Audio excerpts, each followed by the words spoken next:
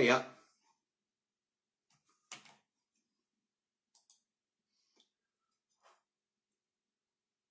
Hi, Linwood.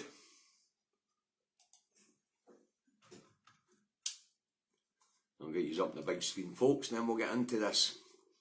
The subject of today's shot, Bojo the Clown and the vote of no confidence. We'll go through yesterday's timeline and then have a look at the connotations of what happens next. Okay.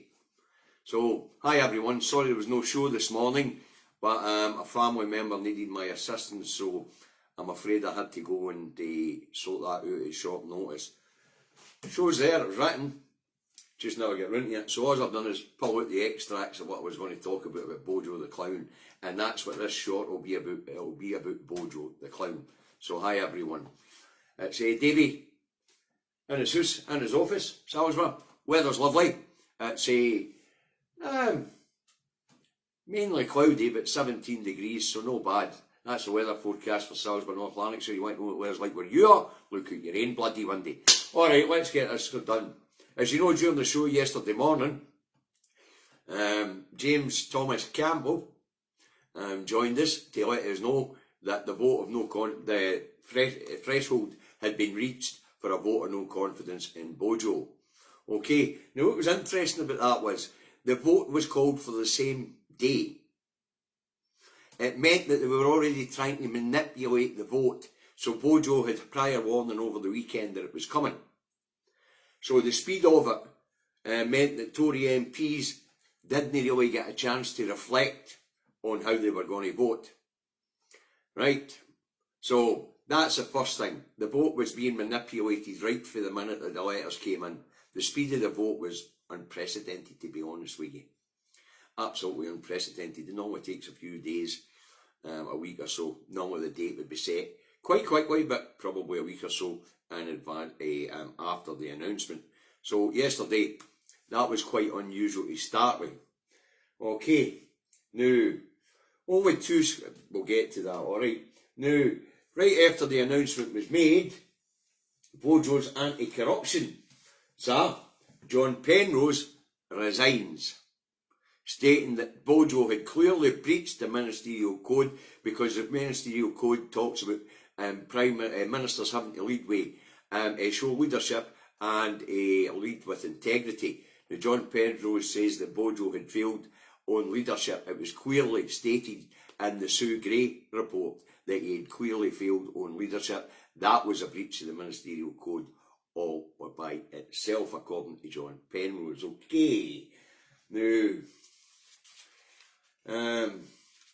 what was interesting about the vote, what's interesting about the situation that Scotland finds itself in, I'm going to speak specifically about Scotland here. 57 of Scotland's 59 MPs have no confidence at all in Boris Johnson and his government. That there, folks, lays out the democratic deficit that exists on these islands.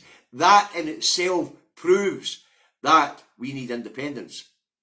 Because when you've got a whole country and its MPs with no confidence in the government, which stay in the House of Thieves and Carpetbaggers, then, you know, it shows the democratic deficit as it is. No say, never any say. But we know that because the democratic deficit is laid out at each general election when they people down there vote Tory and we don't. We always get a government imposed on us that we don't vote for. So yesterday was a great display of the democratic deficit that exists in Scotland. Now, to the two MPs who voted for Bojo to stay, what we have to say is staffers. They're both in the direct employ of the government, the cabinet. Alistair Union Jack is the Scotland, the Minister for Scotland, the Scottish Secretary. And David Duguid works in the Scotland office. In fact, if I remember right, he's working with Lord Offord, on ploughing propaganda into all our news feeds and directing press releases to tell us how great this democratic deficit of a union is. Okay, so things weren't starting well for Bojo, but it's quite clear that wee Govey, who'd been spinning like a top, bouncing off a Tory MP after Tory MP, had established that Bojo would survive. Unfortunately for Bojo, the survival in this situation isn't what's going to happen. It's no. Right. And the other interesting thing yesterday was Dougie Ross spinning like a top again. He's done that many U-turns on Bojo that he's dizzy. That'll explain why he's inconfuddled in the Scottish Parliament. His brain's spinning. The liquid rune his brain's spinning that much he can't think straight. No, he could think straight in the first place, right? Now, so the vote takes place at 7 o'clock last night, and we get the results at 9 p.m. Right? And you've all seen the live feed of it. 211 in favour, 148 against, 359 votes cast. Okie dokie. Now,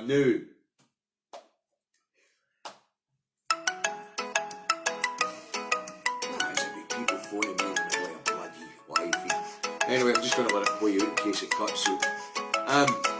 So, there's a big cheer and a round of applause for Bojo.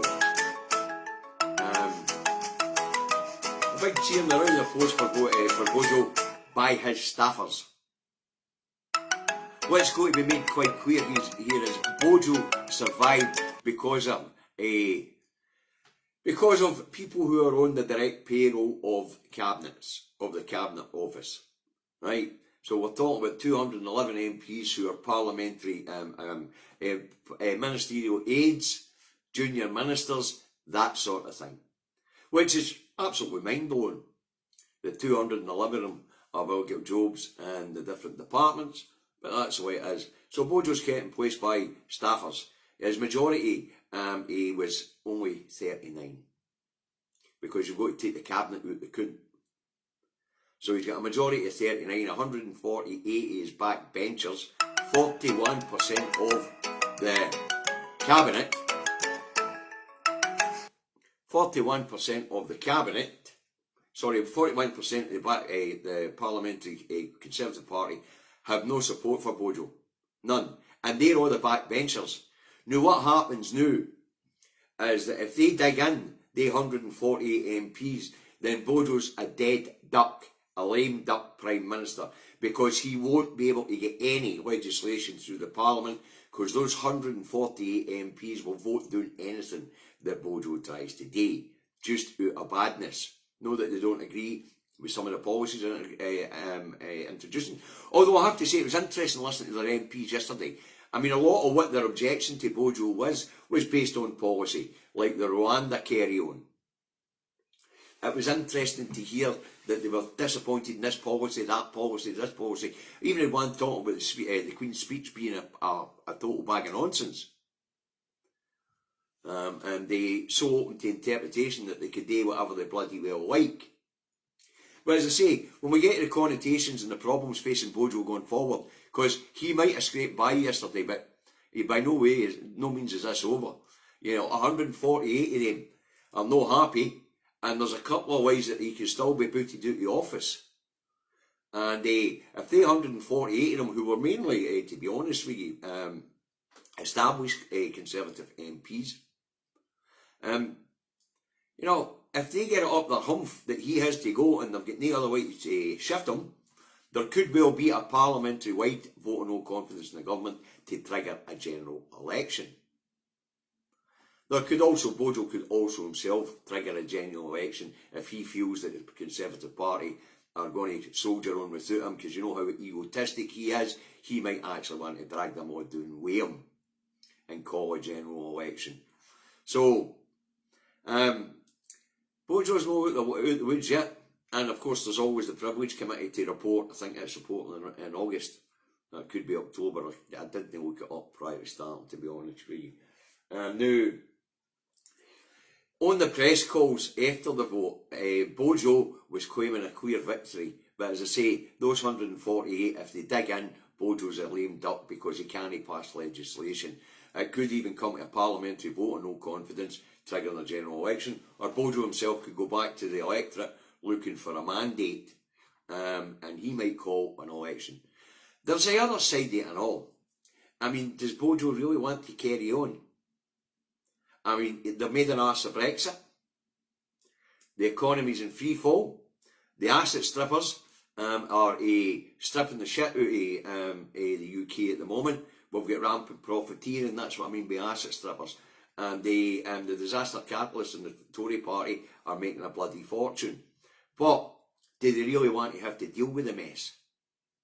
Would they much rather just say, let's throw the ball up in the air and let Starmer deal with it? Not that he'd be any better. They would call it but of course they'd fight tooth and nail. They would call the chances of Starmer being a Prime Minister. They'd say he'd need a coalition, which is correct. He would need a coalition. And they would call it a coalition of chaos. Because as I've already explained to you, Starmer without Scotland isn't getting a majority. And Labour are no coming back to Scotland. They've got one MP and that's as far as it's gone. And the Tories, well, if there's a general election called, I would imagine that we'd have at least 56 MPs again. Maybe one Tory, one Labour and one Lib Dem would survive. So, Bojo's finished, folks. That's why I wanted to do the short. I wanted to give you the bit of the show that he was going to be on Bojo. Bojo's finished. He's dead in the water. Even if they manage to limp forward for a couple of months, the Tories will want shot of him well in advance of the next election. Poll after poll after poll now shows that he's a liability. The people no longer accept his lies. You heard the boos over the Jubilee weekend. It wasn't just once at the church. He also got booed as he entered the concert for the closing of the Jubilee. And as I say, Bojo's finished. He's done. This is just a matter of time. But what was really great about it is what a boost for Scottish independence that was last night, as we watched one corrupt Tory after another decide that having a law-breaking liar in number 10 was the right thing to have. Unbelievable. So, as I say, and of course the press calls this morning, where the First Minister last night, she just made it clear that Bojo's a lame duck. He's a walking dead. Then we had Starmer talking about Bojo having lost the moral authority to rule, and that he's a lame duck. And with Blackford this morning, dead man walking, lame duck. And because that's because it's true. But it's a massive boost for Scottish independence, and the further he can drag it out before he's kicked out, will be better for Scottish independence. I say, well, I wouldn't be surprised if he calls a general election just to walk away from the mess he's made. That's generally how Bojo behaves in his private life, and that's how he's behaved in his public life. So, the man's character flaws are there for all to see. And as I say, he might just throw the ball up in the air and let that drop in Starmer's lap, but that wouldn't be any better for us. Because Starmer's no plan, no direction. He's fixated on continuing with the Brexit exercise. The Labour Party are, they're just the Red Tories. So, we're in for an interesting couple of months. I believe there's a debate going on down there at the moment. I haven't had time to put it on. As I say, I was helping a family member this morning. I had to nip out quick. So, I haven't had it on, but I'll have a look and see what's going on in the Commons shortly. So that's the Davy short on Bojo's situation. Bojo is by no way out of the woods. Can he survive until that the Privilege Committee gives their verdict on whether he broke the ministerial code? I really don't know. But I smell a general election coming up, and there's a civil war going on in the Tory party which isn't going to settle down because of this vote last night. That 148 MPs are going to dig their heels in. They want shot of him. They don't fancy their electoral prospects with Bojo at the wheel. So, but to get funny, So as I say, once again, I apologise for not having my normal broadcast this morning. There was other things I might talk about. I wanted to talk about their support on the alcohol minimum pricing. I wanted to talk about the train drivers dispute. I wanted to talk about oil and gas fields being opened up. But, you know, tomorrow's another day. I've already started on the Morris show. So a situation that I had to deal with today has been resolved. So normal service will resume tomorrow at 11 AM or 11:15 AM, depending on what time the Dragon wants to go to her work. Okay, you guys have a pleasant afternoon. I hope you enjoyed the wee short on Bojo's plight. And if you did, we don't want any money or nothing like that, but share it around. There's a lot of things that are still hurdles in front of Bojo, and politics has just got much more interesting. The night of the long knives is still the night of the long knives. It's just been dragged out a wee bit longer. Have a nice afternoon. Don't forget, eyes on the prize, partisan politics in your pockets. Learn your how you gonies, get out there and win hearts and minds. Support independent media and follow the COVID guidance which is still out there. Okay, you all have a lovely day. Bye now.